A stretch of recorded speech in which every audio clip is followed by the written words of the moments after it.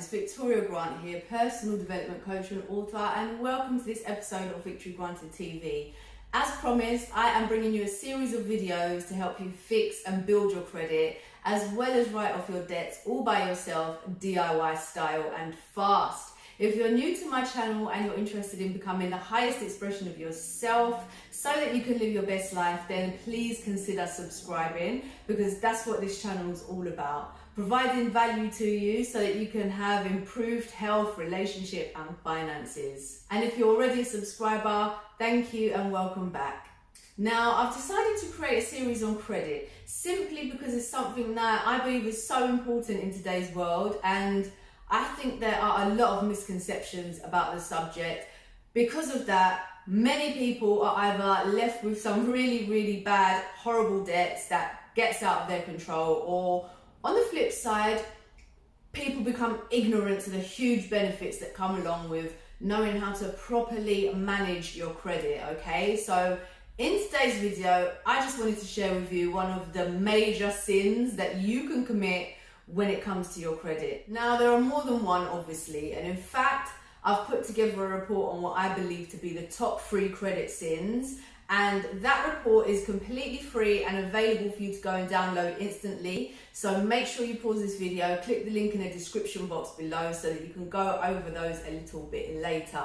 But for now, let's just focus on the first credit sin, which is giving other people access to your credit. This is a big no-no, and here's why, okay? Credit is something that it can't be shared, and what I mean by this is unless you have co-signed a document with another person, any actions that are committed when using your credit in your name, okay, ultimately affect you. So whether that person's got the card or you've got the card, if it's in your name, it affects you. Point blank, period. So let's say that you've got decent credit rating, okay? No missed payments, no CCJs on your credit report. And because of this, it's easy for you to apply for credit and get good interest rates. Now, say you've got a family member or a friend who doesn't have great credit, and for whatever reason, they've been refused to maybe take out a mobile phone contract. So you being you, the kind, loving, generous person that you are, okay, decide to help them out and take out the phone contract in your name because they've promised to pay you back each month, right? No, wrong. Think about it like this, okay? If that person wanting to use your credit can't get credit of their own, then it's probably for one of 2 reasons. Either they've got really horrible payment history with lenders, so their own credit report is poor, or they have never ever used credit before, so they haven't built up history and they can't obtain any right now, okay? Either way, these are red flags, and you need to be asking yourself if you're willing to pay their bill each month, because in the unfortunate but likely event that they don't pay you on time, you are still the one left holding that debt in your name. The lender is not trying to hear that your kind heart decided to lend Bob your credit so that he could get the latest iPhone, okay? All they're concerned with is that you have not made the payment or that you made it late, and this will be added to your credit report and you could even be charged fees, okay? Now, I know that some of you might be thinking, well, that's a bit harsh and you just wanted to help a friend, okay? But honestly, you are doing both of you a disservice if you do. These are not things that we're taught in school, at least not in my school, and I didn't learn anything about financial literacy or credit at home either, so I had to go through a dark place with my own finances and debt and credit to get to this point, okay? A point where I can guide you with what I know. Like I said, this is one major credit sin that I want you to avoid. There really is so much more that you need to know if you're wanting to not only build or repair your credit, but if you want to write off your debts fast. Not only do I know about what to avoid when it comes to credit, but I also know how to get multiple entries and accounts removed from my credit file, okay? DIY style. Everything I know, I've put inside an ebook called Get Your Credit. As well as this, I have created the exact letters, the templates that I send to creditors to write off my debts. This formula is not only going to show you how to do everything that I did, but it's also going to give you a new perspective and an understanding on credit. You're going to learn how to build much better money habits, and you're going to learn the secrets that lenders do not want you to know, right? So if you or someone you know needs to build or repair credit fast, then please do your bit and either get the book for them or give them a link, okay? Everything is down in the description box below.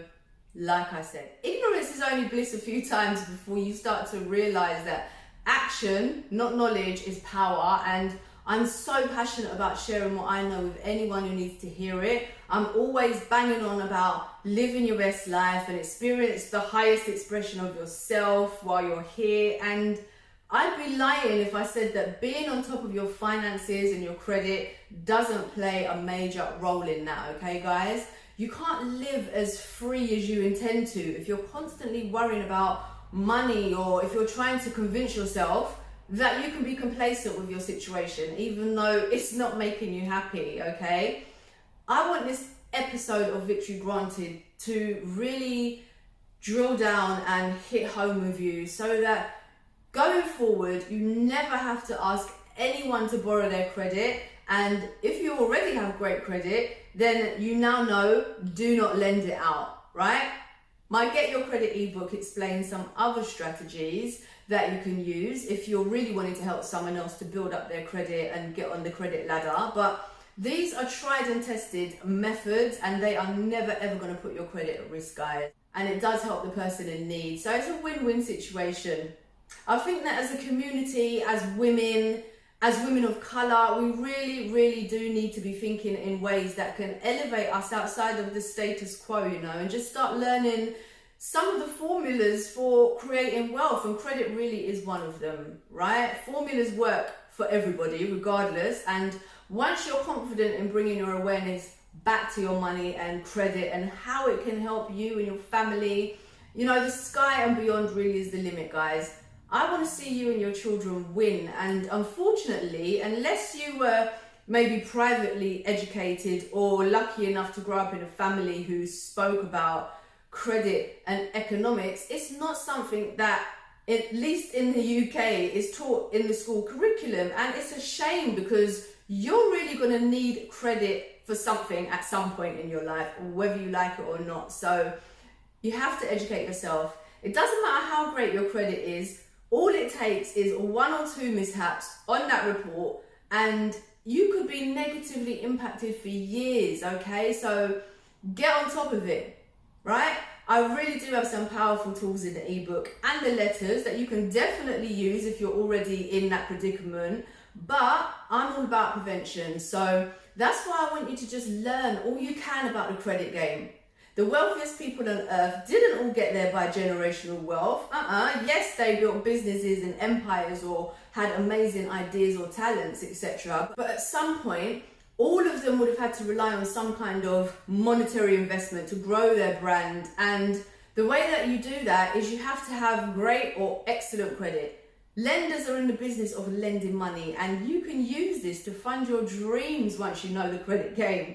But you've got to be smart and you've got to get educated. The ebook's only 23 pages long, guys, so you can easily get through that in a few days max and just to take control of your financial life, okay?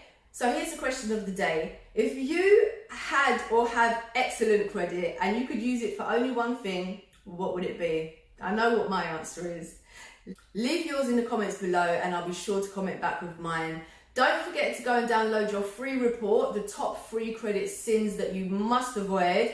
And if you're wanting to build, fix your credit, write off your debts, DIY style, like I said, go ahead and grab your copy of the Get Your Credit ebook and the template letters. I hope you've enjoyed this video. If you did, then please click like and share it. I'll be posting more episodes in the credit series here on Victory Granted TV every week. So do subscribe, hit notifications bell if you haven't already, share it with a friend. Someone needs to hear this, okay? So they don't miss out. Once again, I'm Victoria Grant. You're amazing. And until next time, take care.